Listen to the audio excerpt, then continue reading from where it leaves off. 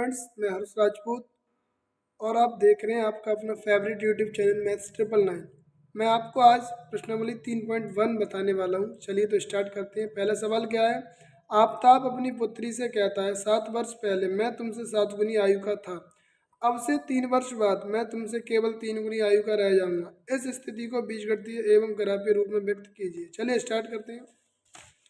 तो मान लेते हैं, माना आफताब की वर्तमान आयु मान ली हमने x वर्ष, पुत्री की वर्तमान आयु मान ली 22 वर्ष।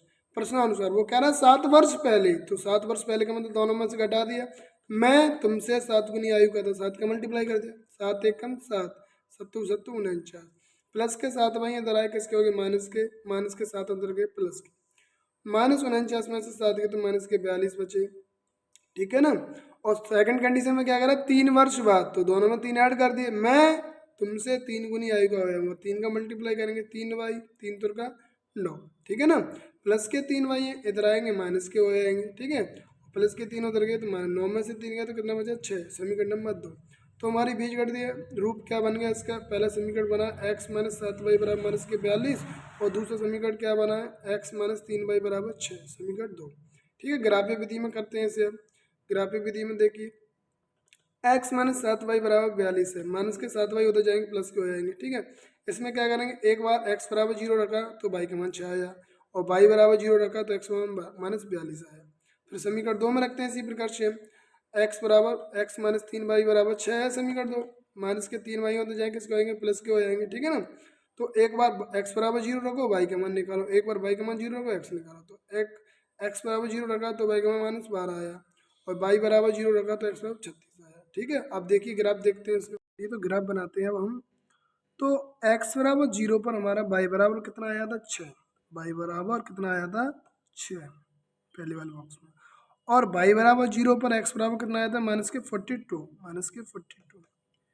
इस प्रकार इन दोनों को यदि हम मिला देंगे, ये दोनों आपके मिल गए, तो ये किसका ग्राफ बन गया, ये ग्राफ बन गया x माइनस 7y बराबर 42 का। और दूसरा बनाते हैं, जब x बराबर 0 था तो y बराबर -12, और जब y बराबर 0 था तो x बराबर 36 है, इसका ग्राफ बन जाएगा।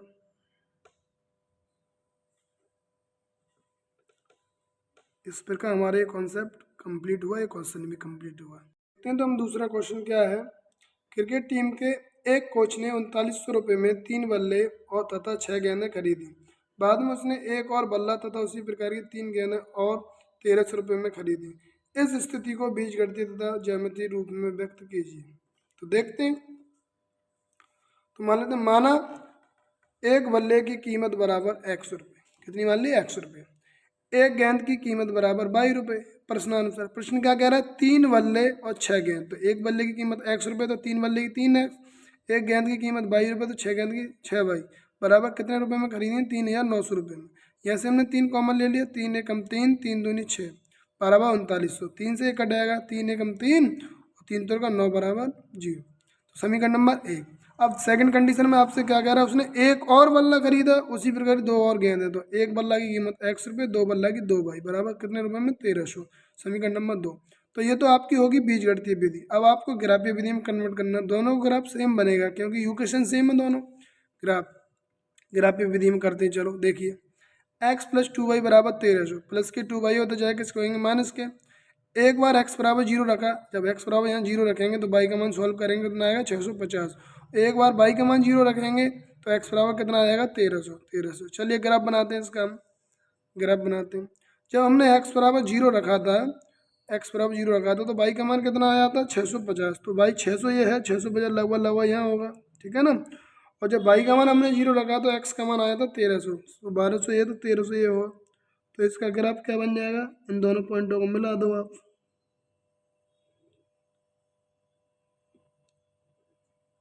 ये दोनों पॉइंट मिल गए और ये दोनों का ग्राफ होगा क्योंकि दोनों इक्वेशन सेम है। x प्लस 2y बराबर, अगला सवाल देखते हैं हम।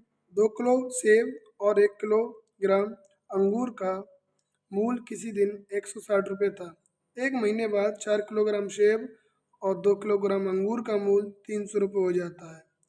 इस स्थिति को बीजगणितीय तथा ज्यामितीय रूप में व्यक्त कीजिए।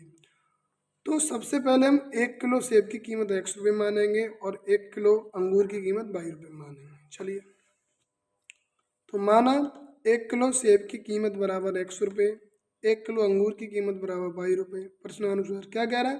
2 किलो सेब, यदि 1 किलो सेब की कीमत x रुपये तो 2 किलो की 2x हो जाएगी।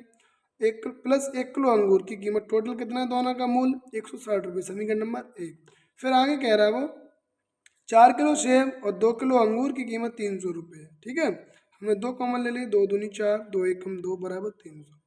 2 का भाग देंगे 300 में तो 150 बच जाएगा, 150 बार कटेगा। ठीक है ना।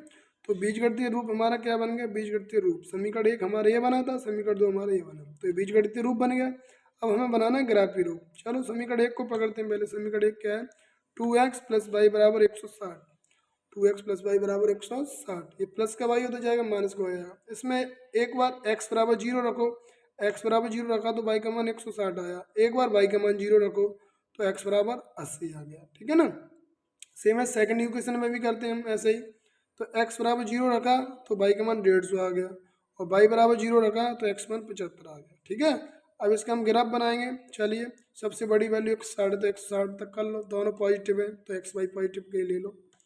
तो देखो ये ले लिया हम ना। x बराबर, पहला समीकरण का ग्राफ बनाते हैं। x बराबर जब 0 था तो y का मान 160, y का मान 160, और y बराबर 0 था तो x का मान 80, x का मान 80। ये आपस में दोनों बिंदुओं को हम मिला दो, दोनों बिंदु मिल गए। अब सेकंड इक्वेशन ये किसका ग्राफ बन गया? 2x प्लस वाई बराबर 160। ठीक है ना। अब दूसरे का ग्राफ बनाते हैं हम दूसरे का। चलिए, दूसरा क्या कह रहा है? जब x बराबर 0 तो y बराबर 150, y बराबर 150 लगभग लगभग यहाँ होगा, इसके नीचे होगा थोड़ा। और जब y बराबर 0 तो x बराबर 75, x बराबर 75 यहाँ होगा। दोनों मिला दो दोनों को।